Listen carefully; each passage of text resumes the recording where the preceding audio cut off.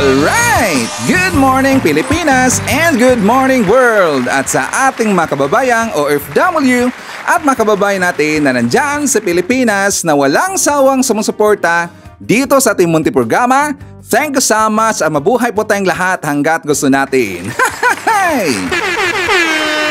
Well, anyways, tuloy-tuloy na po tayo sa tagabalita dito ng mga tamang balita at sagutin ang maling information na ipapakalat ng mga fake news peddlers ng mga anti-Marcos, lalo-lalo na doon galing sa mga fentanyl ng mga vlogger mga kabayan. Yes, dapat silang sagutin. Bakit?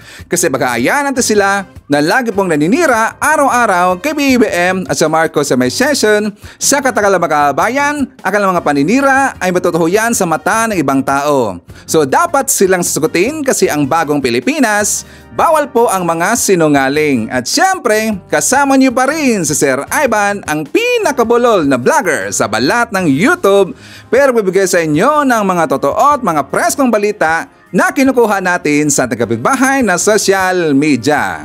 So magandang buhay sa ating lahat mga kabayan and happy Thursday sa ating lahat.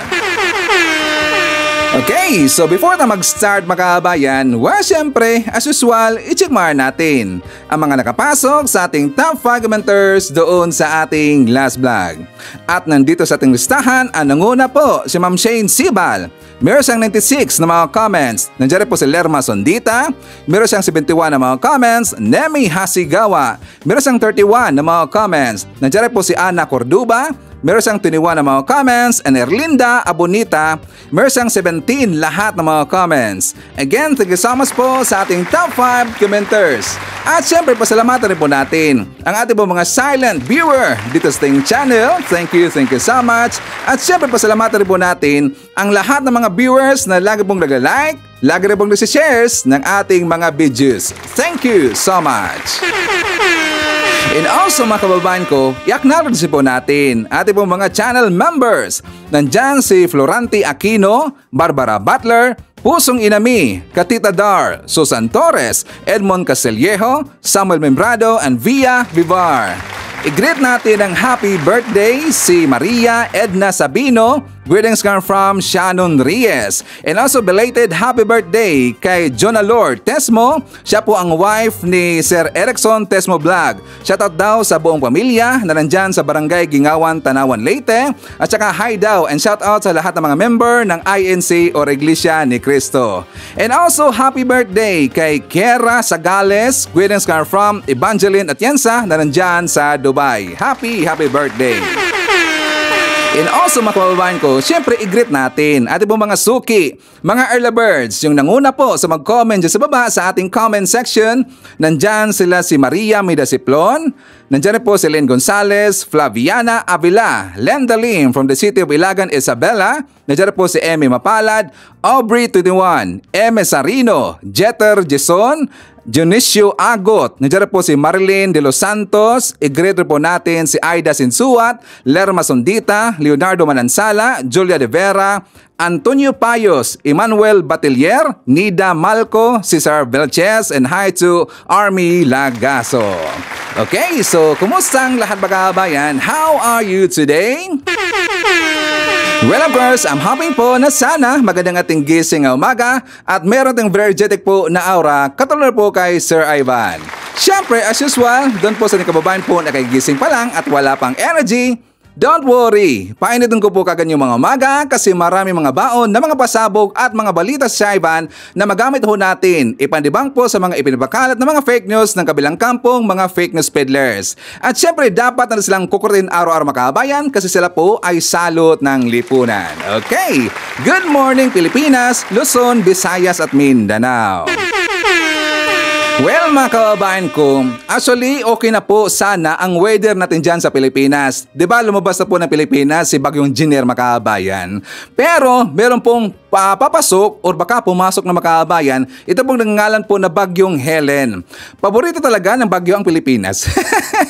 'Di ba? Marami pang mga problema po ng ating lugar po diyan sa Pilipinas. Meron pa pong kinakaharap po na problema na baha dahil po sa dumaan po na Bagyong Makabayan. Tas meron nang pong pumasok. Ito talagang si Helen, pumasok pa eh.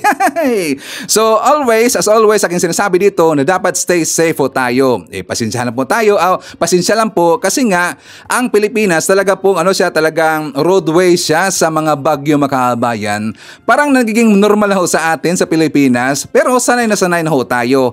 At alam po natin po ang ating gagawin makabayan. Again, take care po sa lahat at saka stay safe po tayo. Makabayan ko, kahapon, sino ba ang na-stress doon sa hearing ng Committee of Good Governance? Nandun po ang hearing po tungkol doon sa budget po ng OBP Makabayan. Sino ang na-stress kay Sara Duterte? Please comment sa baba at sa babasahin niya mamaya ni Sir Ivan. Maraming na-stress Makabayan. Kitang-kita ko nga doon sa live. Ang dami talang mga trolls po ng kabilang kampo. Ang daming trolls. Talagang hinahype nila at saka ipinagmamalaki nila po itong si Sara Makabayan. Ang daming trolls talaga eh. Malalaman naman po natin. Yung account po na hindi natin kilala yung pangalan at saka wala pong mukha Makabayan. Talagang yan po ay mapagkakamalan na yan po ay trolls. Yun po, mga trolls na yun, siyempre pabor po sa side po ni Sara Duterte na kahit talaga yung karakter, yung ugali po ni Sara Makabayan, hindi talaga natin po ito maintindihan. Hindi talaga. Like for example, doon po sa gusto nang magpa-administer po ng oath yung chairman Makabayan, doon po sa committee, yung si Representative Joel Chua. 'Di ba? Gusto niya na normally, ganoon naman talaga 'yan. Every hearing Makabayan, dapat talaga po na mag-oath ang lahat. Either ikaw po ay witness or resource person. Dapat talaga po na ikaw po ay mag-oath Makabayan. Kaya lang ito pong si Sara Duterte, abay ayaw talaga.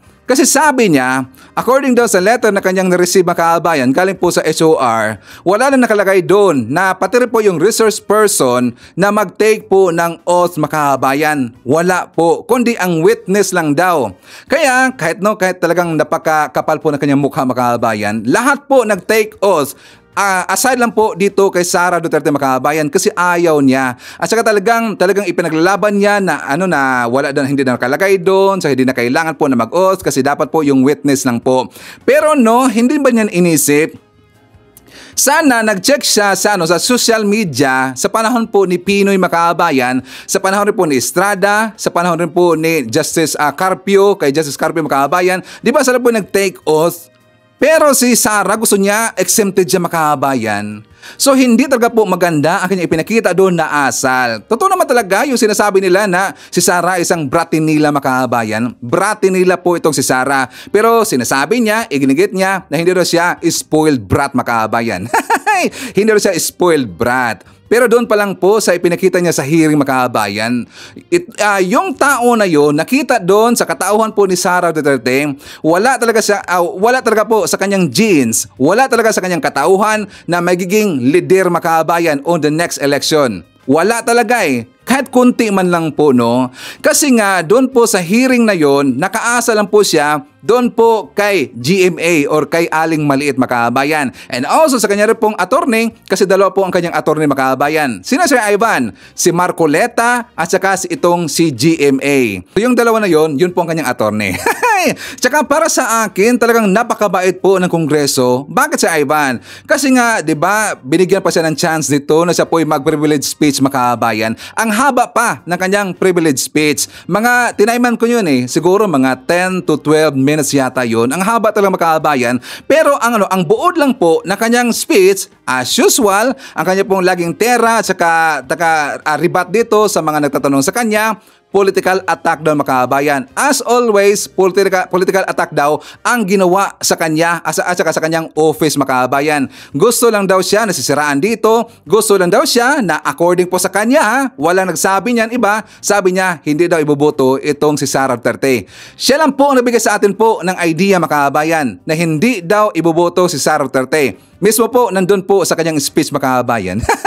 The same po sa previous na hearing, siya po nagbigay sa atin po ng idea, di ba? Tungkol po doon sa libro, kung ano ba yung goal ng libro na yon. The same rin po sa kanyang speech po kahapon mga kabayan. So talagang walang kwenta eh. Tsaka lumapit pa siya doon sa kay GMA, lumapit na po siya doon kay Marcoleta. Well, alam na po natin na siya po yung dalawa na yon ay kalyado mga kabayan.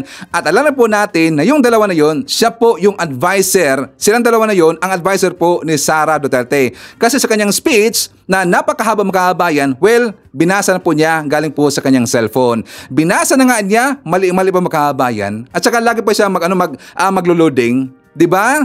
So doon pa lang no, ako'y nanawagan talaga sa dito po sa mga DBS, hindi ko talaga maintindihan mga kabayan. Hindi ko talaga maintindihan po itong mga DBS, mga anti-Marcos, mga supporter po ng mga Duterte na ano bang nagustuhan nila dito kay Sara Duterte? Ano bang nagustuhan niya? Normal naman talaga po na mag-oath mga kabayan kasi ang ibig sabihin niyan, 'di ba, ang nakalagay po ang sinasabi po ng oath mga kabayan, I do solemnly swear to tell the truth, nothing but the truth, so help me, PGMA. Sakto ba yun? Sakto yung mga kabayan, di ba? Ito naman talaga. Alangan naman sasabihin natin na help me committee. Klaro naman kasi kung sino po ang kanyang advisor. So ang dapat sasabihin niya sa kanyang oath, kung ayaw niya pong malagay po sa alangan ng mga kabayan, so dapat niyang sasabihin doon, I do solemnly swear, I, Sara Duterte, do solemnly swear to tell the truth, nothing but the truth, so help me, Marcoleta, and Aling Maliit. Dapat ganun para hindi siya malagay po sa alangan ng mga kabayan. Okay, ang purpose naman kasi, kung bakit ayaw niya po na mag-oath mga kabayan. Ano yan Sir Ivan? Kasi nga, kapag, for example, siya po nag-take oath, so dapat ang sasabihin niya ay yung totoo lang po mga kabayan. Nothing else, nothing more, dapat katotohanan lang po. Kapag feelings kasi, at saka parang na-detect po ng mga mababatas nandun, na mga membro po ng committee mga kabayan, na itong si Sara Duterte ay nagsinungaling, or siya po ay i-evade niya yung mga question mga kabayan. Siya po ay nag-take oath. So from there, pwede siya pong i-cite in contempt mga kabayan. Kaya yan po ang kanyang iniiwasan. Kaya ayaw niya pong mag-take oath mga kabayan. Pero lagi, kitang-kita natin, napakakapal po ng kanyang mukha. Sana tinignan niya muna kung siya ba'y mag-oath or hindi. Ano bang problema doon? Mga kabayan, diba question dito po kay Sara Duterte, ano bang problema niya? Bakit ayaw na mag-take oath at saka ayaw rin pong sagutin po yung mga question po ng mga congressman mga kabayan? Kung sa tingin niya, meron siyang ebidensya, di ba sinabi nga ni Marcoleta na kapag daw ang OBP, kapag daw si Sara Duterte, meron siyang dala po na ebidensya, well, may right daw ang OBP ipa-terminate po yung hearing mga kabayan. Mismo na nga sinabi ni Marcoleta, so kung meron mang ebidensyang hawak, si Sara Duterte at saka kaya pong sagutin lahat po ng mga akusasyon sa kanya mga kabayan, walang problema yun, di ba? Tapos kaagad po ang hearing. Yun lang po ang gusto ng hearing mga kabayan ng komite na yun, na Committee on Good Governance. Pero ayaw niya pa rin, okay? So mga kabayan ko, ipagpatuloy na po natin po itong usapin po kay Sara kasi meron kong nakita po na video, talagang supalpal dito itong si Sara Duterte mga kabayan. So i-acknowledge po natin kasi kahapon, 'di ba, napag-usapan ko po yung sa lugar po ng Antique mga kabayan, yung sa sitio Talutog, Barangay Gabingaan at saka sa Lawaan Antique mga kabayan. Kasi marami pa lang nakita po sa ating vlog kahapon mga kabayan. Sila po yung nag-message sa atin, I think mga 6 or 7 taga doon sila mga kabayan. Pero ang iba hindi po taga mismong taga sitio Talutog. Sila po yung nagpasalamat po sa atin mga kabayan kasi daw sabi nila, ako lang daw yung vlogger na pro-admin vlogger na nag-vlog po tungkol po sa sitwasyon po ng kanilang lugar mga kabayan. So si Ivan lang daw, totoo ba? Ako lang bang nag-vlog noon? Sabi nila, Sir Ivan, ikaw lang talaga nag-vlog niyan. Marami daw silang finorwardan po ng mga vlogger, ng mga pro-admin, pero hindi nila gin-vlog mga kabayan. Pero sabi nila na, Sir, finorward rin po namin sa office po ni Mayor. At saka hopefully, nakita yun ni Mayor. Actually, kahapon mga kabayan, wala pong problema doon sa ating vlog. Wala pong sinabi na si Mayor or si Congressman ay merong ginawa pong kabulusagan. Wala akong sinabi na kinurakot po nila yung pera mga kababayan. Kasi yung pera po doon sa supposed to be ipapaayos po sa protection wall doon sa gilid po ng river mga kababayan para hindi na po yun magdudulot po ng ng karagdagan po na problema doon sa kanilang lugar kasi nga marami na pong mga bahay doon na na-wash out mga kababayan. 10 na po na bahay ang na-wash out, included yung kailang simbahan po ng Adventist, pati po ang kailang healthcare mga kababayan. So ang sabi ko kahapon, nagtatanong lang po tayo kung nasaan na po yung pera or binulsa ba. Pero yung tanong na yung makabayan, yun kasi ang point natin dito ay para lang po matingnan po ni Mayor at saka matingnan po ni Congressman ang kanilang sitwasyon. Baka lang kasi hindi po nakaabot kay Mayor or kay Congressman po ang problema sa kanila makabayan. So doon po sa ating vlog, walang problema ho yun. Sana po ayun po ay masolusyonan na at saka matingnan po ni Mayor at saka maaksyonan kaagad para maiwasan na po yung problema mga kababayan. Kasi nga diba nakita natin na sunod-sunod po yung bagyo. So doon po sa ating vlog, sila po ay nagpasalamat po sa ating mga kababayan. Sa akin, no problem ho yan, no worries. As long as tayo po ay nakakatulong po sa ating mga viewer mga kababayan. Sa ating pong mga kababayan po dyan sa Pilipinas. No problem. It is an honor and privilege po to help you guys. Okay? English yun. At saka Mayor Acer ba siya or Acer? Mayor Acer Balajay at saka Congressman A.A. Legarda Jr. Hopefully po na maaksyonan natin kasi kawawa po ang ating pong kababayan dyan po sa Sitio Talotog. Okay? So start tayo mga kababayan. Ang haba ng intro eh. Mga kababayan ko, babalikan muna natin yung issue po dito sa tungkol doon sa Duran Duran concert. Kasi hanggang ngayon mga kababayan, honestly, tingnan nyo lang po yung vlog po ng kabilang kampo, mga DD Shits. Hanggang ngayon, pinag-usapan pa rin po nila yung Duran Duran concert ni PBBM. Yung daw na gift kay PBBM, nanood daw si PBBM, sa bawal daw yung mga kababayan. So skip na ho natin yun kasi alam na po natin po yung storya niya mga kababayan. Alam mo natin, walang kasalanan po si PBBM. Pero yan po iginigiit po ng kabilang kampo, dapat daw kakasuhan si PBBM at saka dapat daw siyang i-impeach mga kababayan. Hanap yan, hanap. Napakalabo yan, napakalabo, okay? So, kahapon, may biglang sumabog po na balita.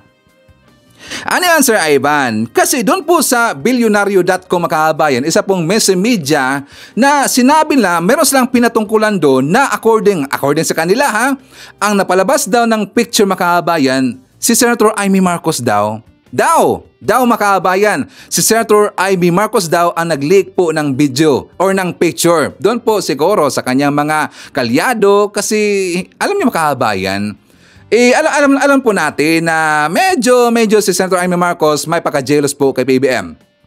Kahit alam ko po, hindi lahat po mag-agree sa akin. Pero sa tingin ko lang parang jealous si Senator Amy Marcos kay PBBM. Para sa akin lang. Siguro, kaya nga nagdududa po yung ibang mga mainstream media, yung Billionardo.com, na si Senator Amy Marcos daw ang napalabas po ng picture kaagad makahaban kasi ang bilis daw. So, ipakita ko muna sa inyo ang vlog po ni Modest of Manila. For more details, let's watch this. Pumunta ba si Senadora Amy doon sa party? Yun yung unang tanong. Pangalawa, was she invited doon sa party? O yun yung pangalawang tanong doon, kung napadala ba siya ng invite o nag-gate crash lang siya doon. O pangatlo, anong oras siya dumating, anong oras siya lumabas. So yun po, madali yung makita kung may mga CCTV. So yun po ang mga katanungan po dyan. At ang bilis kasi nung picture eh. Naalala ko parang nung gabing yun din eh, doon din lumabas yung picture. 'Di ba? Ang bilis din na nailabas kaagad. So ibig sabihin, kung sino man yung kumuha ng picture na yon ay merong link doon sa kung sino man yung naglabas. Okay, so yun yung isang katanungan. So yun, so maganda masagot ni Senadora Amy kung i-deny niya o ano niya, pero kasi ilan lang naman yung mga ano doon. Ilan lang naman yung mga bisita na nandoon. And I don't see any reason yung mga bilyonaryo doon bakit sila magpi-picture, ba't nila ilalabas yung picture. Okay, so sa akin ito yung bottom line dito. Alam nyo, sinabi ko na yan doon sa previous video ko, mga Marcos yan. Okay? Mga Marcos yan. Si Imelda yung kanilang ina. Okay? Yung Imeldific, Grandiosa, Bongga, basta lahat ng anything that you could could use to describe yung pagiging kumbaga elite ng pinaka-elite sa lahat ng elite, di ba? Yan yung sa mga Marcos, di ba? Kasi and even si Senadora Amy, she lived that life also. Kasama siya doon. Ganon din yung kumbaga lifestyle nila yung pamilya. They were parang royal family ng Pilipinas, ganun lumalabas Whether you like that or you don't like that, yan po ang naging katotohanan. Okay? Parang sila yung royal family ng Pilipinas. Hindi ko din bakit parang kinakasama o hinihirit sa kanila na ba't kayo nagduran-duran na concert ganyan-ganyan, no? Sasabihin, ang daming naghihirap, ang daming mahirap na Pilipino, ganyan, tapos nagduduran-duran concert kayo, kahit na ang sumagot naman yung mga bilyonaryong kaibigan ni PBBM. Bakit? Nung panahon ba, nung kanilang ama, wala bang Pilipinong naghihirap? Meron din naman. Kaso ganun talaga yun talaga ang mga Marcos Hindi nila kailangan magpanggap, yan sila yung royal family, ganun sila. Di ba? Hindi nila kailangan magpanggap. Di ba? Hindi katulad ng mga ibang politiko kailangan magpanggap na kunyari simpleng buhay, kunyari simpleng di ba? Parang they're trying to kung ba sinusubukan na lang ibudol yung mga tao na naniniwala na kunyari mahirap sila, kunyari simple sila, kahit na bilyon-bilyong piso yung laman ng kanilang mga bangko at mga hidden offshore accounts, di ba? So sa akin yun lang din yun Whether you like the Marcoses or you hate the Marcoses, alam na ng lahat ng tao na pag ang mga Marcos ang grande yan. Diba? Kasama yan alam na yan ng lahat ng Pilipino, but still inelect nila si BBM na majority nung nakaraang eleksyon. Yun, what were they expecting itong mga naninira na to, 'di ba? Or gusto lang nila nung kapangyarihan kasi gusto nila si VP Sara yung maging pangulo. So yun ang punto ngayon diyan. Itong kay Senadora Amy, sana sagutin niya, sana naman hindi totoo itong mga reports na ito. Sana hindi siya kasi kahit anong side ka, kahit ikaw ay maka Duterte, maka Marcos, maka oposisyon o kung ano man, Filipinos look down on family members that betray each other. Okay? Kung pamilya mo yan, hindi mo dapat tinatraidor. Hindi mo dapat ina-undermine para sa pansarili mong ambisyon. So, sana po hindi totoo. Pero, yun. Tingnan natin kung magsasalita si Senador Amy, kung siya ba yung nag-leak nung duran-duran na concert na yan. Pero sa akin, I don't see anything inherently wrong with it. Kung gumasos naman yung bilyonaryo, kung gumasos naman yung, di ba, kung mga kaibigan, Marcos yan. Kumbaga, wala yan sa kalingkingan ng mga parties na tinothrow nila nung 70s. Well, hindi po natin po masisisi makabayan na yan pong yung pong article na yan ay lalabas na po na tungkol dito na si Senator Amy Marcos daw yung palabas po ng picture na yan. Hindi natin po masisisi po yung mga mainstream media kasi nakikita lang po natin po publicly makabayan at saka very vocal naman talaga ito pong si Senator Amy Marcos na dito po sa mga pulisiya po ni PBM at marami talaga po na mga hakbang ginagawa po si PBM na kinukontra lagi po ni Senator Amy Marcos. So hindi natin po masisisi, hindi naman po iniisip po ng mga mainstream media na baka ito pong si Senator Amy Marcos po yun na palabas po ng info or picture doon po sa kabilang kampo makabayan, di ba? Kasi nga sino ba yung unang nag-post niyan? 'Di ba si Sas Rugando Sasot? So sino ba dito po yung circle of friends ni Sas Makabayan? Derek Darliap, sila si Joy De Vera, sila si doon yung grupo nila na ng third floor studio. Sino ba yung amo-amo nila diyan ni Derek Darliap Makabayan? Diba si Senator Amy Marcos? Kaya nga nalink po ang name po Senator Amy Marcos kasi nga doon pa lang po sa mga kung sino yung unang nag-link niyan, diba si Sas? So sana itong si Senator Amy Marcos, sana hindi yan totoo. Kung totoo man yan, dapat mag-isip-isip po minsan, nakakapahamak yan sa ating presidente. Kunting problema na naman yan. Yan po ay isang simpleng gift na hindi niya po alam makabayan kasi yan po ay surprise gift naman ho yan. Sana sagutin ho yan ni Senator Amy Marcos. And also speaking of Senator Amy Marcos makabayan, so nakita po natin doon po sa interview ni Sara Duterte kasi nga diba siya po itinanong po ng reporter makabayan kung friends ba daw sila ni PBM until now. Diba sabi po, ang response po ni Sara mga kababayan, hindi sila friends. Kasi ang friends daw ni Sara is si Senator Amy Marcos lang daw. Kasi year 2012 yata sinabi niya or 2014, nakalimutan ko lang, na friends na daw talaga sila or magkakilala daw sila ni Senator Amy Marcos. Pero si PBBM, hindi daw sila friend mga kababayan. Diba napaka-ironic talaga, napaka-BS talaga sinabi po ni Sara. Bakit? Doon pa lang po na sila pa ay unity mga kababayan. Naalala ba natin, sinabihan niya si PBBM na suportado niya si PBBM, mahal niya daw si PBBM. Nalaban natin, that is opening yata yon sa Grand Lunch yon sa isa sa mga pantalan makabayan. Nalaban natin yan. Mismo po sinabi ni Sara Duterte na mahal niya daw si Apo BBM. Hindi rin daw babanggitin ng middle name pero mahal ko si Apo BBM. So hindi lang po friends, as in close friends po ang tingin ni Sara doon kay PBBM. Pero ngayon sabi niya hindi sila friends makabayan. So sino ang sinungaling dito? Diba? Sino ang duplikara dito? Kasi nga, ang tingin ko dito ni Sara makabayan, gusto niya kasi yung estilo po ni Digong na pagiging underdog style daw makabayan. Diba? Yan po ay tatak Duterte talaga yan, yung pagiging underdog. Kasi alam po natin sa mamayang Pilipino at saka doon po sa mga talagang nauto kagad makabayan, yung nauto kagad ng mga tao, mga Duterte supporters. Ang gusto kasi nila yung underdog. Yun rin po ang advice po ng lang advisor makabayan. Kasi alam po natin, sa larangan kasi ng politika makabayan, mostly kasi ang mga mananalo, yung mga underdog, yung parang sinisiraan lagi, yung parang inaapakan lagi, at saka kawawa daw makabayan, yung mga kinakawawa, di ba? Yun po mga underdog. Yun kasi mostly ang iboboto mo ng taong bayan. Kasi tayo po ay maawain makabayan. Talagang nasa dugo na natin yan sa mga Pilipino, tayo po yung maaawain. Pero natuto na po tayo sa panahon po ni Digong makabayan.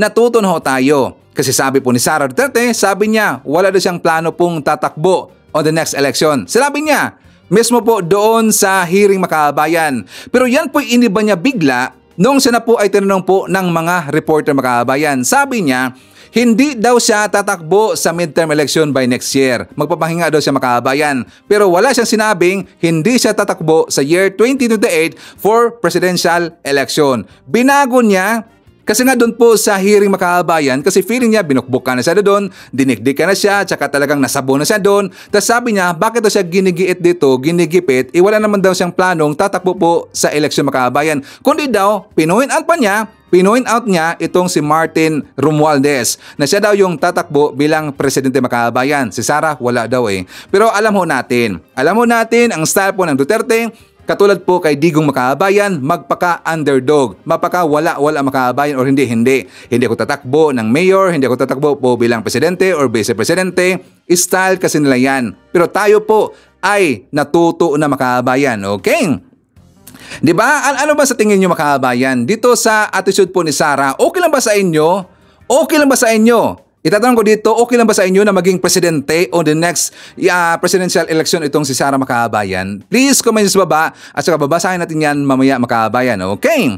So makabayan ko, isatumor natin, nandyan po si Army Green, Nonoy Florin Hills, Rose Guevara, kasama rin po natin si Feliciano Tolentino, Josephine Abiba, Mela Valdez, Angelita Holsinger, nandiyan po si Elaine Navarro from Antipolo City, Erlinda Abonita, hi to Myrna Borromeo, Leslie Cabrera, Alicia Leak, Elsa Hoffman, Otilo Lemdiesto, and hi to Nida H. Haka. Mga kaabahan ko, pag-usapan natin ito pong mga alipores ni Digong. Kasi ang kasabihan natin noon na kapag meron pong fugitive, isa pong puganting pinaghanap po ng ating batas makabayan at saka tauhan po ni Digong, di ba sinasabi natin noon na ang pinaka-safest place na pagtaguan nila or pupuntahan nila ang Davao City. Pero mukhang yatang naiba na po yung ihip ng hangin makabayan. Bakit Sir Ivan? Isa rin po sa tauhan ni Digong ang kanya pong alipores na former ex-PS-DBM na undersecretary, yun pong si Atty. Lloyd Christopher Lao makabayan. Yung sa Farmally, kasi nga kahapon na aresto po. Saan aresto? Doon po sa Davao City makabayan. Na-aresto pero agad din nagpiyansa ang dating budget undersecretary na si Christopher Lao.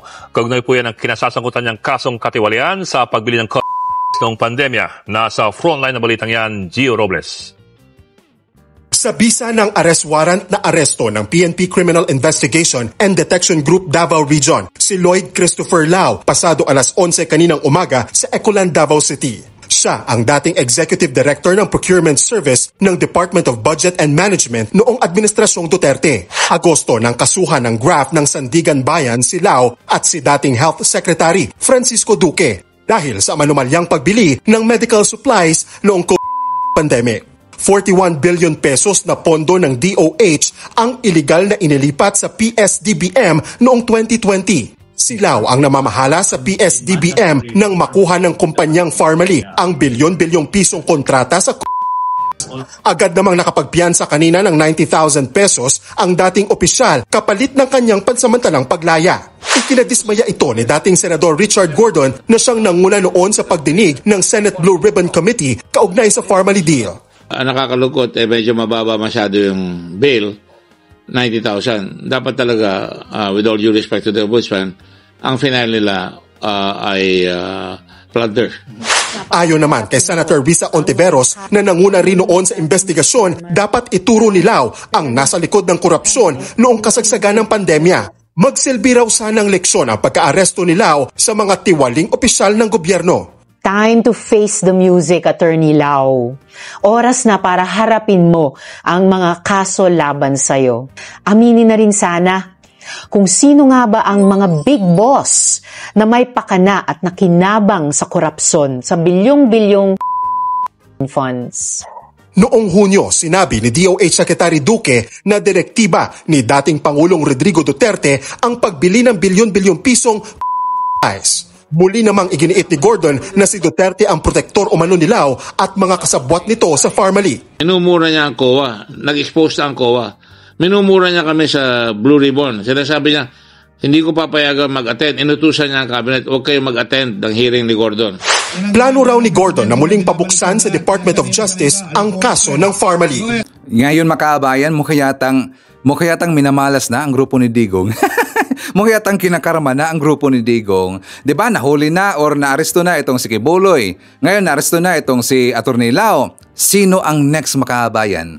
Si Roque? Si Bantag? Si Tebes? O sino pang ibang makabayan? Diba? So please comment sa baba kung sino sa tingin nyo ang next pong mahuhuli ng ating pong kapulisan na tauhan po ni Digong makabayan. Okay? So please comment sa baba. And also pag-usapan po natin, kasi nga naglabas na po ng balita makabayan ang PNP at saka ngayon alam nyo ba na pati po yung CIDG makabayan kasama lang ngayon po sa paghanap po dito sa Angels of Death na grupo daw o yung grupo po na ni Kibuloy na maghanap dito sa kanyang mga tauhan kung ito po ay lalabag po sa kanilang Code of Secrecy makabayan or magsusumbong po sa labas. Yung Angels of Death which is napag-alaman ngayon ng PNP makabayan 12 pala lahat po na membro according po sa kanilang listahan. Kasi actually meron na po silang picture makabayan, meron na po silang mga pangalan, pero ito pa ay binirefile makabayan. Gusto nila sigurado po ang kanilang intel or information po na nakuha galing po sa kanilang intel makabayan. For more details, let's watch this. Binaberipika na ng PNP Firearms and Explosives Office ang mga pangalan na isinumite ng Davao City Police bilang bahagi ng investigasyon sa mga taong iniuugnay sa Angels of Death ni Apollo Kibuloy. Ang grupo na di umano'y ginagamit ni Kibuloy na panakot sa mga biktima ng pati na sa kanilang pamilya. Base sa confidential report na eksklusibong nakuha ng BNC, 12 pangalan ang tinukoy na miyembro ng grupo. Sa nasabing report, tinukoy din na binubuo ang Angel of Death ng mga militar, pulis at sibilyan na umano'y highly trained, mga aktibo at dating miyembro ng Scout Rangers at Marines, miyembro ng isang gun club at binansagang assassin, opisyal ng pulis at martial arts expert. Baka merong mga retired or even active members ng uniformed services. But right now, hindi pa natin ma-reveal kung ano-ano ba yung mga profile nitong mga sinasabi na mga miyembro di umano ng Angels of Death. But what we can confirm according to General Torre ay, again, they already have the names and they're verifying and validating reports including yung kanilang mga background and profiles po. Sa isa pang report na nakalap ng BNC, napag-alaman na may tig-2 baril ang mga ito, pero karamihan sa kanilang lisensya ay paso na. Ayon sa PNP CSG, ilan sa pangalan na tinitingnan nila ay kumpirmadong may lisensya ng baril, pero aalamin pa kung expired na ang mga ito. Mayroon din sa mga isinumiting pangalan ang walang record sa FEO. Ibig sabihin, maaaring ang gamit na baril ng mga ito ay loose firearms. Ang request kasi there is an ongoing investigation on the alleged mga cases ng trafficking and on the alleged investigation ng Angels of Death. There is an ongoing investigation on alleged Angels of Death, no? And in relation to that, they are requesting for verification of whether the particular people listed in the request have firearms licenses. Mahigpit na pinagbabawal ang pag-aari ng mga baril ng walang lisensya o record sa FEO. Posible silang kasuhan ng paglabag sa Republic Act 10591 o Comprehensive Law on Firearms and Ammunition. Isasama na rin sa investigasyon ng PNP-CIDG kung pasok sa ipapile na obstruction of justice ang naging pahayag ni Vice President Sara Duterte na wala na sa Davao City at nasa langit na si Apollo Kibuloy. Kasama ang iba pang personalidad na nagtanggol kay Kibuloy. Ayon sa PNP, lahat ng pahayag na inilabas sa media at social media ay kanila ng pinag-aaralan. Nako, ang dami pong mga kasuhan, mga kabayan.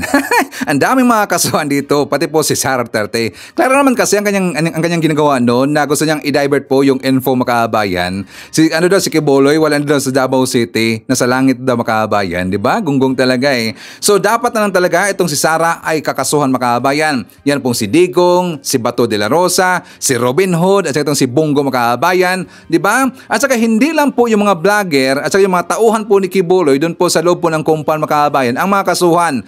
Pati rin po yung mga followers nila na nagpo-post po dyan sa social media o sa Facebook, mga kabayan. Yung iba-iba po yung mga info na mga binibigay doon. Pati rin pala yun. Tsaka yun po ay pinag-studyhan na ngayon, mga kabayan. Pinag-aralan na po. So, ang dami palang mga kasuhan. Ang daming mga kasuhan. So, dito, mga kabayan ko, tungkol kasi doon po sa Angels of Death, kasi merong lumalabas po ngayon na mga sabi-sabi, rumor na yung Angels of Death tsaka yung Davao Death Squad po ni Digong, mga kabayan, mukha daw iisa lang to, mga kabayan. Mukha daw isa lang to, yung Davao Death Squad at saka yung Angels of Death. Kasi nakita ko doon sa post po sa News 5 yata yun, sa comment sa baba, mga kabayan. Kasi kung babalikan ho natin yung mga comment po or mga salaysay po ni Las Cañas, 'di ba? Kilala man natin si Las Cañas. So doon, kung intindihan natin po yung sinasabi po ni Las Cañas at saka i-merge natin po sa info tungkol dito po sa Angels of Death po ni Kibuloy, mga kabayan, mukhang iisa lang po yung grupo na yan. Kaya nga na trace kagad dito ng PNP, meron silang pangalan, meron po mga mukha, kasi feeling nila iisa lang po ang grupo na yung, mga kabayan. So yan po talaga yung mga delikado na tao, di ba? So dito po sa balita, mga kabayan, idagdag ko rin po, kasi nga merong lumabas na balita kahapon na si PNP Chief General Marbel at saka yung CIDG, si Director, mga kabayan, Director po ng CIDG na si General Leo Francis, kasi sila po yung magsanib puwersa dito, mga kabayan, tungkol po dito sa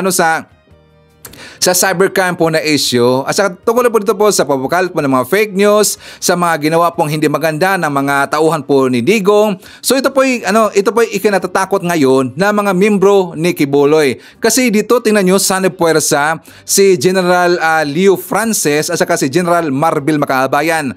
Nagsanib puwersa ngayon ang PNP at saka yung CIDG. So ipakita ko sa inyo ang vlog po ni Kaalaman at Balitaan, mga kabayan. For more details, let's watch this. Guys, mukhang may kalalagyan mga Duterte Bastos supporters ha. Ito, kakapasok lang ng balita na si PNP Chief Francisco Marbil at yung Director General na si Leo Francisco ng CIDG, kasama na dyan ang Cybercrime Group, ay pag-iigtingin ang pagpapatupad ng batas. Akala kasi ng mga Duterte Bastos supporters na since nahuli na si Kibuloy, tapos na ang kalbaryo nila. Maraming iniimbestigahan ngayon sa mga nagtangkang ikubli ang puganteng si Pastor Kibuloy noon. At ito nga, babala sa mga magkukubli sa panibagong pugante nga na si Attorney Harry Roque. Ako, para sa akin, tama lang na pag-igtingin ng PNP at ng CIDG ang pagpapatupad ng batas dahil nga sobrang dami nang namimihasa. Bato ng akusasyon dito, bato ng akusasyon doon, kahit ba presidente yan, wala na silang ginagalang. Kasi nga siguro alam nila na hindi naman sila sasampahan ng kaso ng gobyerno dahil nga namimihasa na sila. Pero nakakapagtaka lang kasi idol na idol nila ang China, pero sa idol nilang Xi Jinping, hindi mo magagawa yan kahit nasa ibang bansa ka pa. Kung ikaw ay Chinese at magsasalita ka ng against sa kanilang leader na si Xi Jinping, malamang may kalalagyan ka. So para fair, dapat gawin na rin natin yan dito sa Pilipinas. Total, yan naman mga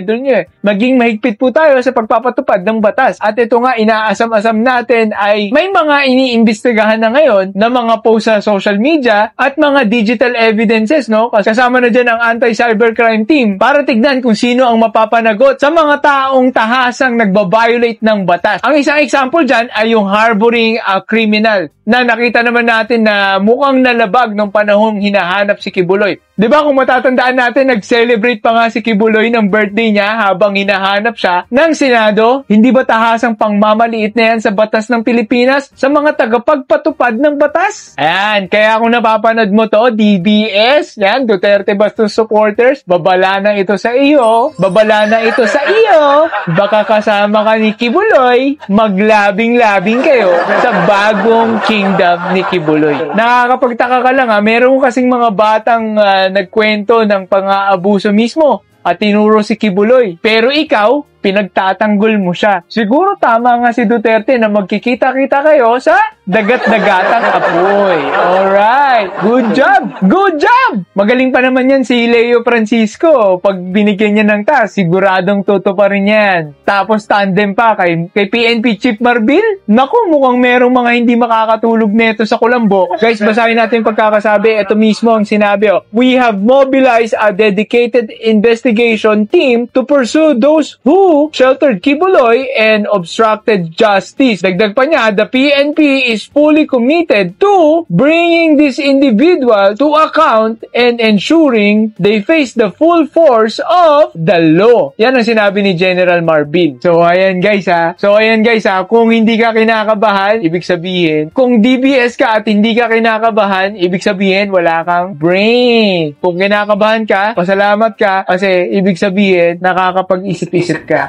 Kaya pala nag-flooding dun sa Twitter makabayan na hashtag deleted ng post. Deleting ng post. Nag-hashtag sila, kaya naman pala. Kasi yung mga DBS ngayon, mga Duterte supporter po ng mga balahura makabayan, takot na takot pala. Kasi dito po sa isinagawang sanpuwersa po ng CIDJ plus PNP makabayan. Kasi nga dito talagang hahabulin po yung mga magpo-post po ng mga hindi maganda at saka yung mga pang-akusahon nila sa ating gobyerno. So dapat talaga po na yan po ay aksyonan makabayan. Kaya pala naglumbaan po ng pandelete po ng mga post makabayan. Nag-delete na ng mga post. Okay, so i-shoutout mo natin. Nandyan po si Marilo Bidnarek, Wing Salvatierra, Victor Robin, Caroline Campos, nandyan po si Boboy Elmido Costen sa Dugyo, Janet Di Narvaez, Romeo Caro Gigato Jr., i-shoutout natin si Jemson Jem, Jeriel and Regine, Obandawi Cebu, greetings come from Rodolfo Ranarabor, Umtansa Cavite. Hi to si Naida Rico Hermoso and hi to Evelyn Garcia. Mga kahabayan ko, muntik yatang makalimutan natin Siyempre, ipakita mo natin po ang programa ng ating gobyerno at balita po ni PBBM. For more details, let's watch this. Nanindigan si Pangulong Ferdinand R. Marcos Jr. sa tamang paggamit at pagkakaroon ng transparency sa pondo ng bayan. Ayon sa Pangulo, mahalaga ang paglalatag ng plano para maihatid ng maayos ang serbisyo sa taong bayan. May report si Alan Francisco. With this roadmap, we give a clear mandate of ensuring that the money entrusted to us by the people serves a purpose that truly matters, that will make a difference. Nanindigan si Pangulong Ferdinand R. Marcos Jr. sa commitment ng kanya administrasyon sa isang transparent at transformative leadership. Sinabi niya yan nang pangunahan niya kahapon ng ceremonial endorsement ng Public Financial Management Reforms Roadmap 2024 to 2028 sa Malacanang. Sabi ng Chief Executive, ang seremony ay higit pa sa pagiging isang endorsement ng policy, kundi pagsusulong ito ng gobyerno sa pagbabago. Kasama na rito ang pagtitiyak ng tamang paggamit at pagiging transparent sa public funds. Giit ni Pangulong Marcos, makatutulong ito sa pagpapaigting ng serbisyo ng pamahalaan, gaya sa mga disaster relief at response actions, public healthcare, social services at iba pa. In this new PFM, we are committed to synchronize planning and budgeting at our local, regional, and national levels, as well as streamlining our institutional frameworks to reduce the time spent on bureaucratic processes. Noong nakaraang taon, nilagdaan ni President Marcos ang Executive Order No. 29 na nagpapatatag sa Public Financial Management Information Systems. Kasama na rito ang pagyakap sa technological innovation at digitalization. Because true progress is about moving beyond what we have always done and questioning how much we can be, true progress is about how we find ways to flourish in this ever-changing world. Ang Public Financial Management Reforms ay binubuo ng Budget Department, kasama na ang Commission on Audit, Bureau of Treasury, NEDA at iba pa. With the strong support of our partners, especially with ADB, I am confident that the PFM Reforms Roadmap, anchored on the Philippine Development Plan 2023 to 2028, will lead the nation to a higher growth trajectory and ultimately to reducing poverty and achieving genuine prosperity. Consider yourselves as the forerunners of this new era, this bagong Pilipinas that we are building. Eto naman mga kababayan, good news para sa mga manggagawang nasa Central, Visayas at Calabarzon. Magkakaroon ng aumento sa inyong minimum wage matapos itong aprobahan ng Department of Labor and Employment. 21 pesos hanggang 75 pesos ang itataas sa Calabarzon, habang 33 hanggang 43 pesos naman ang increase sa Central Visayas. Ibig sabihin, magiging 450 hanggang 560 pesos na ang minimum salary sa non-agriculture sector sa Region 4A, habang 425 hanggang 500 pesos na nasa agriculture sector at 425 pesos naman para sa mga manggagawang nasa retail and service. Ipatutupad ang bagong minimum wage sa September 30.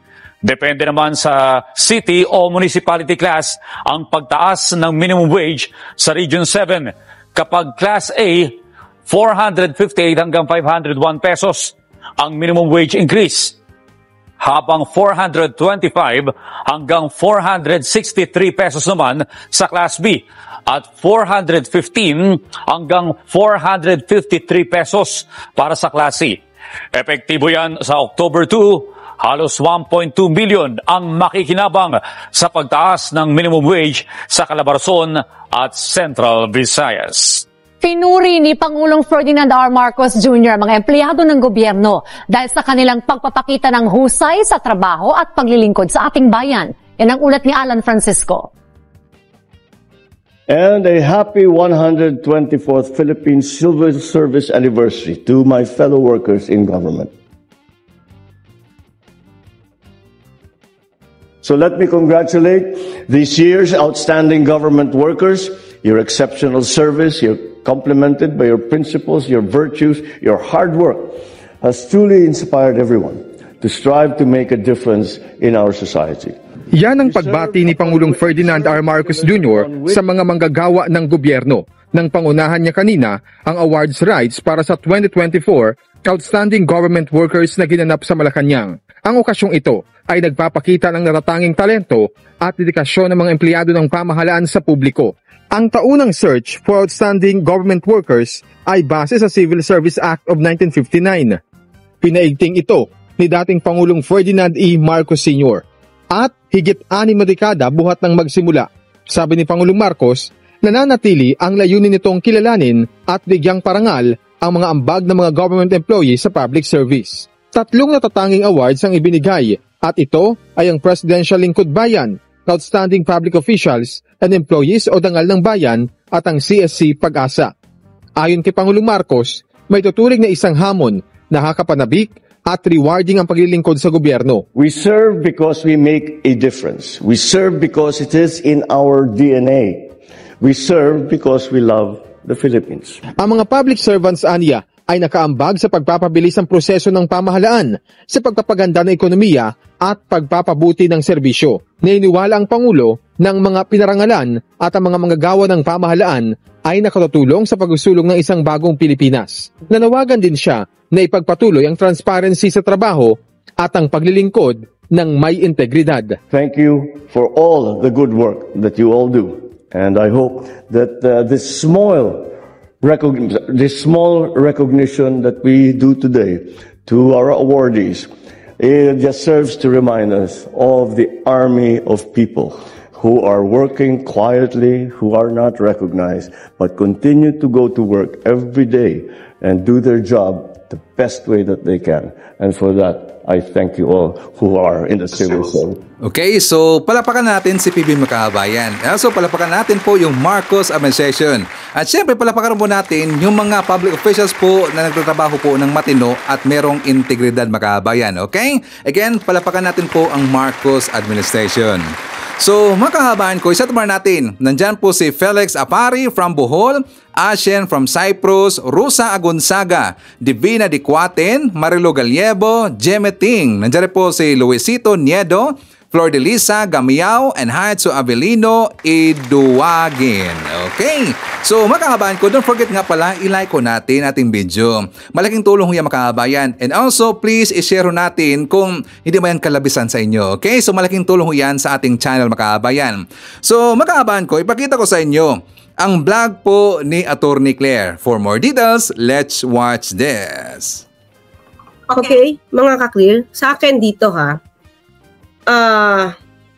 kasi pag ikaw yung nag-hearing, di ka naman matatawag sa witness, resource person, it can be used as interchangeably. Sa akin sa pagdating sa hearing in aid of legislation. Di ba? Lahat naman dito halos sinatawag na resource persons. Okay? So, dito, alam naman niya Alam naman niya yung kalakaran. Na pag resource person ka, mag-o-oath ka. She knows that. So, lumalabas dito, nagte-technical siya. Diba? Para makaiwas. Kaiwas. So, sabi ko, ang dating sa akin dito kay VP Sara, gusto ko man siyang ipagtanggol. Parang sanay na sanay siya sa technicality. Binanggit ko na sa inyo kaninang umaga. Pati yung kaso ng confidential funds na sinampa. Diba? Nila, kung hindi ako nagkakamali, isa sa mga nagsampa ay si Sir Christian Monsod. Di ko alam kung kasama doon si Professor Shelo Magno. Basta ang gusto dito ng kaso na to is ibalik yung confidential funds, yung 125 million. So ang sagot ng abogado niya at saka siya, tinatechnical. Hindi nga daw ito sinampa ng kasong diretsong or directly na danyos. So dapat wala silang personality to file that petition. So technicality yun. They're questioning the personality, the legal personality ng tao to file that case. At the same time, masabi na hindi ito justiciable issue or controversy. Ibig sabihin, hindi ito dapat sinasaklawan ng korte. Ito ay pang legislative lang. So, hindi ito pang issue na dapat desisyonan ng korte. Yung tungkol sa confidential funds. So, see, technical, hindi totoo na nag-explain na sila dun. So, that's the latest na nabasa ko ha. Kung may latest man, pakisabi sa akin mga ka-clear. Kung may latest ng kaganapan dito sa Supreme Court. Pero yun ang huli natin nabasa, tina-technical nila. At wala pa sila na-explain dun. Ang gusto nila, ma-dismiss yung petition nang wala sila na-explain. So, kailan siya mag-i-explain? Diba sa COA, nag-explain? Nagkaroon ng notice of disallowance. Yes, VP Sara, OVP has the right to appeal in 6 months. Pero, since may notice of disallowance ito, kahit hindi pa to final, wala bang karapatan ang taong bayan malaman kung paano nga ba nagastos ang 125 million na confi funds? Na lumalabas sa kanyang unang mga explanation and di covered nung batas. ng circular. Diba? Hindi siya pasok. Yung mga libreng sakay. Diba? Replanting. Hindi yan pasok sa confidential funds na dapat gastusin.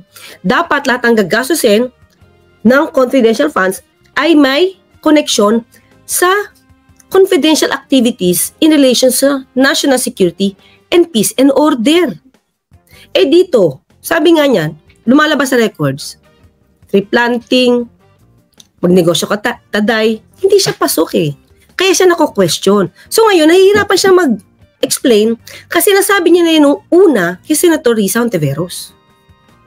Mga ka-clear, di ba? Para bang pag ikaw ay may kausap at formal ang usapan nyo, parang hindi ka dapat, ang tawag yan, naghahalo-kip-kip, yung ganyan.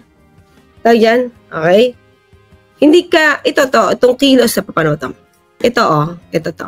Yung ganyang kilos, hindi ko alam ang ibig sabihin niyan. Feeling ba niyan ay above siya?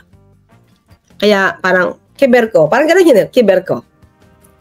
Ganun ba yung dating? Kasi pagka-explain niya, bigla siya naghalo-kip-kip. Ano bang, basta hindi ako mag-o-oath, hindi ako witness. Ganun yung dating. Point of order. Ito na. Okay. What is the point of order of the Honorable Congressman? In other words, wait lang mga ka-clear. Ma'am, okay, so na-take up na natin yung ayaw mag-take ng oath. Ito na tayo. Focus na natin si Madam Gloria kung bakit sila sabi kung tinuring niya ng akusado ito si VP Sara. Ito lang ang tanong ko. Bakit kaya niya to ginamit? Ba't itong jurisprudence na to ang kanyang ginamit?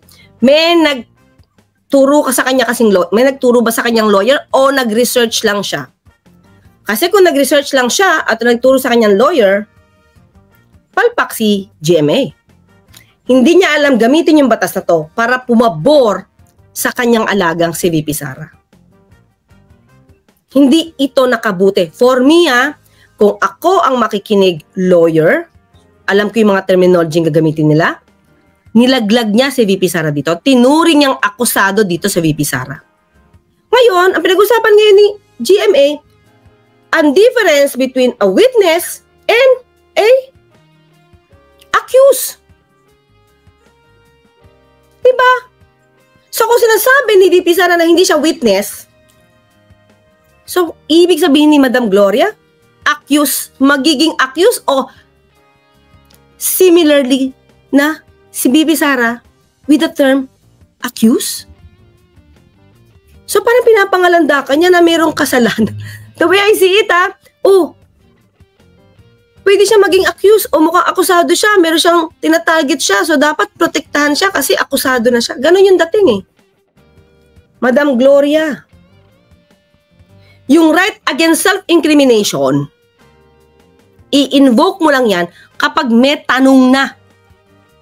Wala bang tanong ayaw nga mag-oath.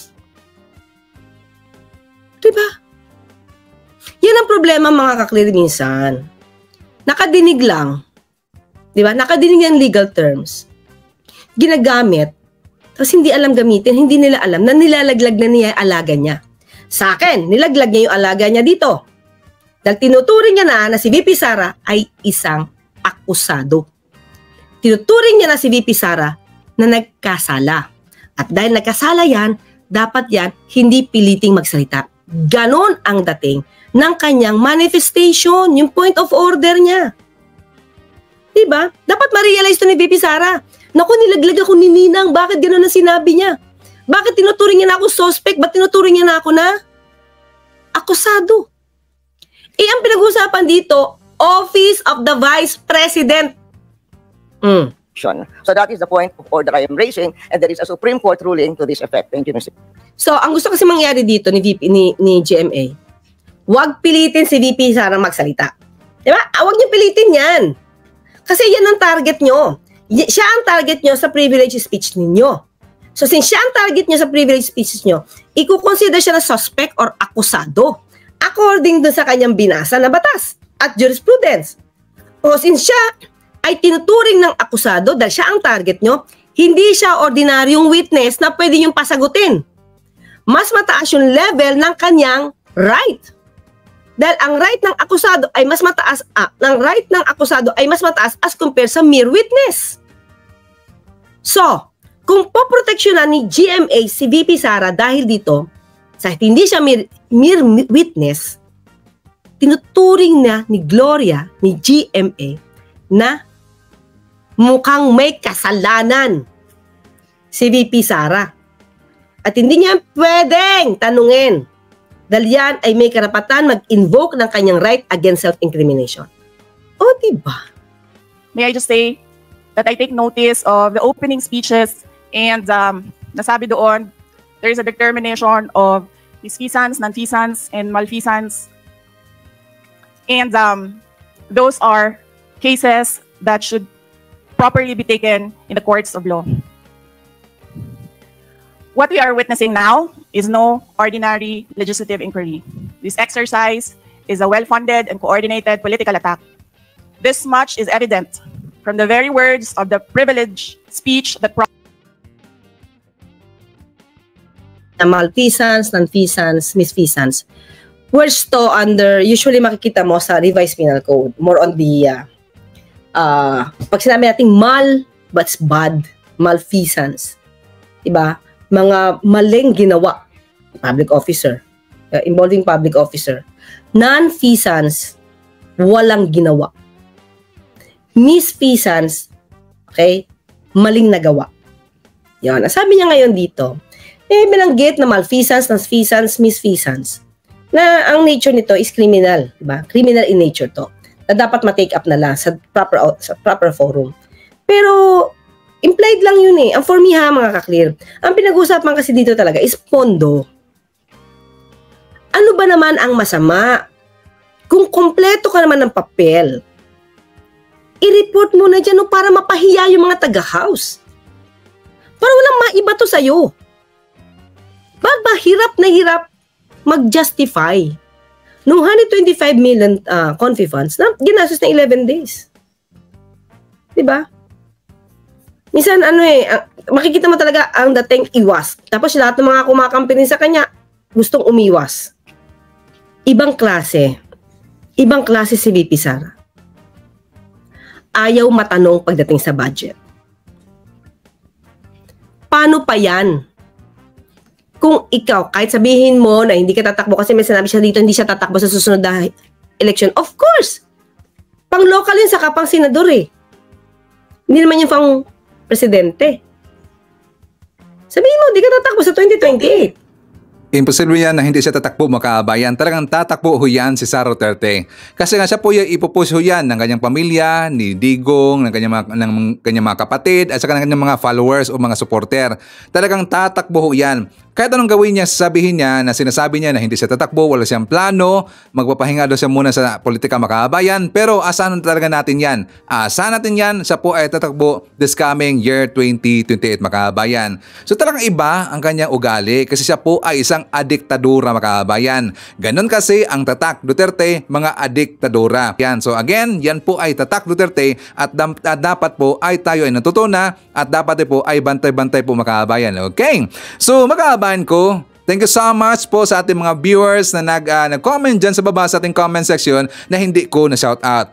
Hopefully po sa ating next topic, ma-shout ko na po kayong lahat, makaabayan. Okay? Well anyways, yan po ang ating manakalap na mga balitang ngayong araw. Kung nakaabot ka po sa portion na to, sana nakapag-like na ho tayo. Libre po ang mag-share, libre din ang mag-subscribe. Again, maraming salamat sa mga viewers na hindi nag-skip ng ating mga commercials. Thank you so much. At before natin tatapusin ating programa ngayong araw, sana sabayan nyo si Sir Ivan para sa ating live messaging prayer. Dear God, muli lumalapit ako sa iyo upang ipagdasal ang aking minamahal na pamilya. Hinihiling ko na dinggin mo ang aking pagsusumamo at protektahan ang aking pamilya mula sa anumang pinsala o sakuna. Naway bigyan mo po sila ng karunungan at pag-unawa upang makagawa ng mga tamang desisyon at pagpili sa lahat ng bagay. Naway alisin mo ang anumang pagkakabahabahagi at salungatan sa amin at punuin ang aming tahanan ng pagkakaisa at pagkakasundo.